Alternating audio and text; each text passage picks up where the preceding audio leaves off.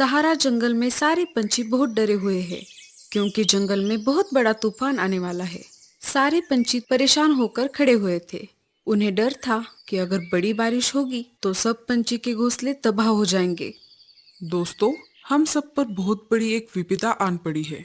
हमारे मौसम के जानकार पक्षियों ने यह सूचना दी है कि 2 से 3 दिन में बारिश के साथ साथ बहुत बड़ा तूफान आने वाला है। आप सबको जल्द से जल्द घोंसले पक्के करने होंगे। सब पंछी डर के मारे एक दूसरे की तरफ देख रहे थे। उसमें से एक पंछी ने कहा, राजा जी, हम 2 दिन में कैसे घोंसला बनाएंगे? लकड़ियां जमा करने में ही हमें 7 से 8 दिन लग जाएंगे। तुम चिंता मत करो, हमने इसकी व्यवस्था पहले से ही कर ली है। हमारे राज्य के भंडार में कुछ लकड़ियां जमा है। आपातकालीन समय के लिए इसे रखा था। अब इसका इस्तेमाल करने का समय आ गया है। हमारे सहारा राज्य के सिपाही आपके घोंसले के नीचे कुछ लकड़ियां डाल देंगे। आपको सिर्फ अपने घोंसले पक्के करने हैं। चलो, अब घोंसलों की तैयारी में लग जाओ। सारे पंछी अपने अपने घोंसले की तरफ निकल पड़े। अब मैं क्या करूं? मेरा तो इस दुनिया में कोई नहीं है और अब मुझसे ये सब काम भी नहीं होते। तुम चिंता मत करो मीनू मौसी, मैं हूं ना आपके साथ। हम दोनों मिलकर अपना घोंसला बनाएंगे ताकि दोनों का समय बच जाए। नहीं नहीं, मुझे किसी का एहसान नहीं चाहिए। अगर कहीं तुमने बारिश के समय घोंसले से बाहर निकाल दिया तो मेरा क्या होगा फिर? मैं कहाँ पर जाऊंगी? ऐसी बात नहीं है मीनू मौसी, मैं तो हम दोनों के भले के लिए कह रही थी ताकि दोनों का समय बच जाए। रहने दो, मैं देख लूंगी। ठीक है, जैसी आपकी मर्जी। सब सिपाही पंछी की राह देख रहे थे।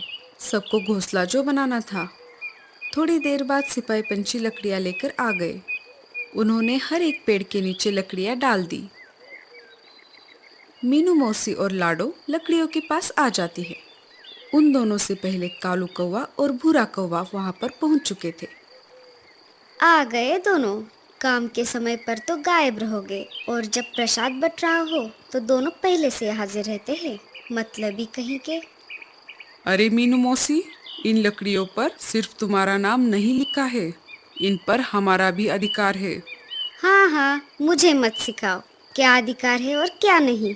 मैं तुम जैसों को बहुत अच्छी तरह से जानती हूँ। ये सिर्फ 3 घोंसले बनाने जितनी ही लकड़ियाँ है और इनमें से मैं मेरा हिस्सा नहीं देने वाली। तुम तीनों में से किसी एक को दूसरी लकड़ियों का इंतजाम करना पड़ेगा। मीनू मौसी, ये समय झगड़ा करने का नहीं है। ऐसी स्थिति में हमें समझौते से काम लेना पड़ेगा। मैं नहीं करने वाली समझौता। समझौता करना है तो आपस में करो। कालू सही कह रहा है मौसी, हमारे पास बहुत कम समय है। बारिश का तूफान कभी भी आ सकता है। हम चारों में से किसी दो को एक घोंसले में रहना होगा। ऐसा करो, कालू और भूरा मिलके एक घोंसला बना सकते हैं। दोनों की जोड़ी अच्छी बनेगी। नहीं नहीं रे बाबा, ये कालू बहुत ही आलसी और कामचोर है।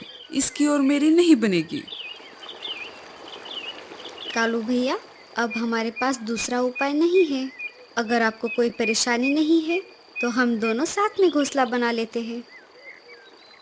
मुझे कोई परेशानी नहीं है लाडो। तो चलो फिर हम घोंसला बनाने की जगह तय करके आते हैं। हाँ हाँ, जाओ जाओ। वैसे भी मुझ जैसी अबला चिड़िया की कौन मदद करने वाला है। आप भी हमारे साथ चलिए, हम सब अच्छी जगह तय करते हैं। मुझे कम अकल मत समझो। मैं क्या बेवकूफ लगता हूँ? मैं तुम तीनों से अच्छा घोंसला बना सकता हूँ। भूरा कहते हैं मुझे। लाडो, चलो, हम हमारा काम करते हैं। सब घोंसले की जगह ढूंढने लगे।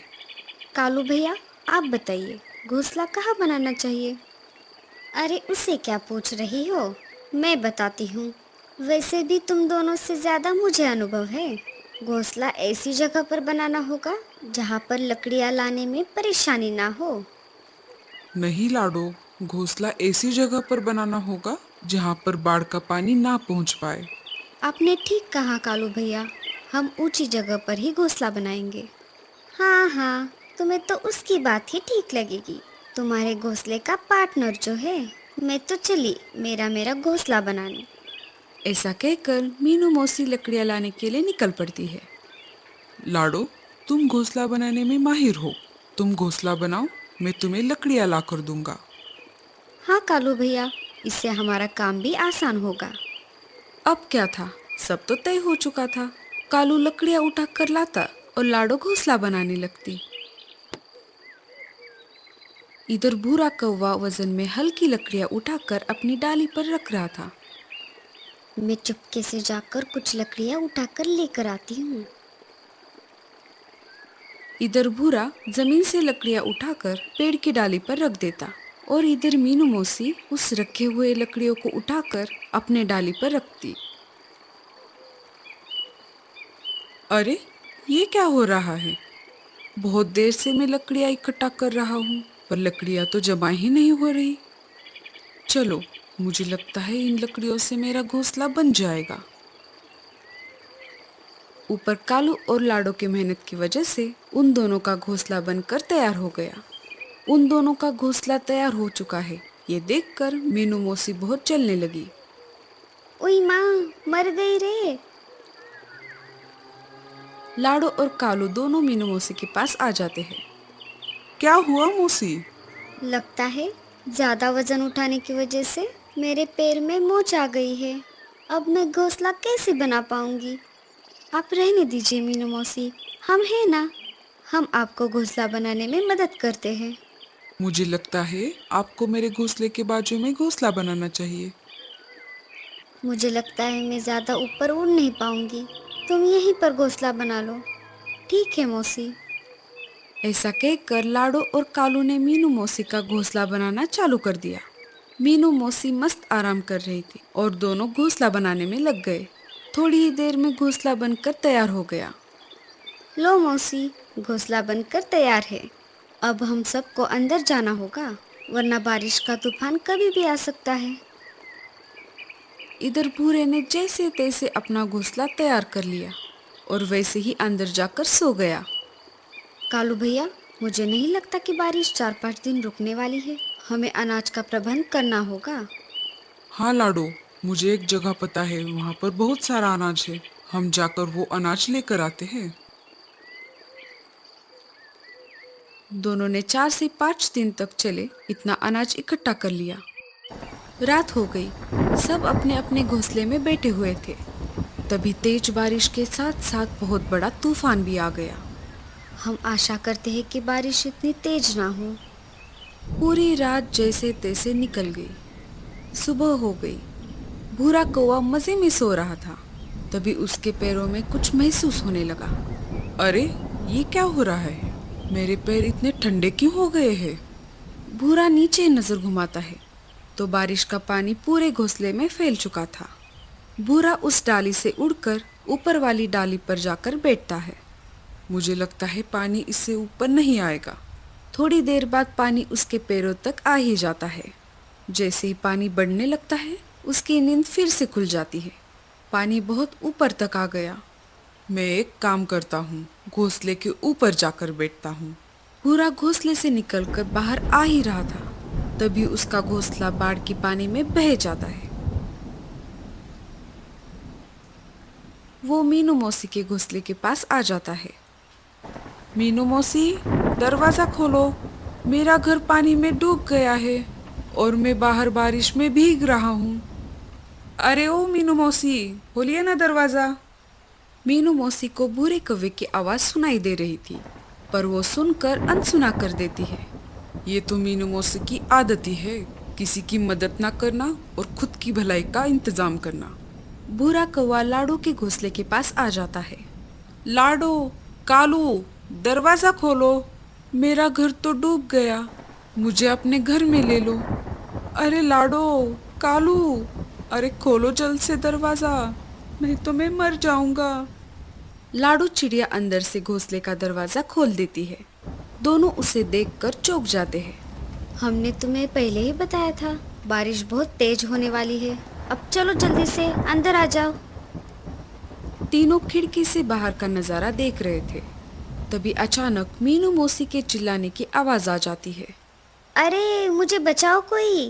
अरे लाडो, कालू, कहाँ गए सब के सब? अरे कालू भैया, लगता है मीनू मौसी किसी मुसीबत में है, हमें उन्हें बचाना होगा। उसके साथ ऐसा ही होना चाहिए, ऐसी बात नहीं है। वो हमारी दोस्त थे और हमें किसी मुसीबत में फंसे हुए पंछी की मदद करनी चाहिए, चाहे वो हमारा दुश्मन ही क्यों ना हो। अगर तुम्हें मदद करनी है तो तुम दोनों ही चले जाओ, मैं नहीं आने वाला। कालू और लाडो घोंसले से बाहर चले जाते हैं। दोनों ने बाहर आकर देखा तो मीनू मौसी पानी में बह रही थी। तभी कालू पेड़ की डाली की सहायता से मीनू मौसी को पानी से बाहर निकालता है। चलो हम घोंसले के अंदर चलते हैं। जैसे ही तीनों घोंसले में जाने वाले थे, लाडो का घोंसला भूरे कौवे के साथ ही पानी में डूब जाता है। भूरा कौवा पानी में डूबने लगता है। कालू भैया, ये क्या हो गया? हमें भूरे कौवे को भी बचाना होगा। नहीं नहीं, मैं उसे नहीं बचाऊंगा। तुमने देखा नहीं वो कैसे मीनू मौसी को बचाने के लिए इनकार कर रहा था। कालू भैया, अभी अभी तो आप कह रहे थे मुसीबत में फंसे पंछी की मदद करनी चाहिए, चाहे वो हमारा दुश्मन ही क्यों ना हो। ठीक है बाबा, बचाता हूँ। अरे मर गया रे, बचाओ। अरे देख क्या रहे हो सबके सब, कोई तो बचाओ मुझे। अगर मैं तुम्हारे साथ आ जाता तो ये मुसीबत नहीं आती। कालू उसे पानी से बाहर निकालता है और उसे ऊपर से डाली पर छोड़ देता है। अब आगे क्या होगा? तीनों के घोंसले तो बाढ़ में डूब गए। क्या जंगल के सारे पंछी बच पाएंगे? क्या बारिश थम जाएगी? जानना है तो हमें कमेंट्स में जरूर बताना।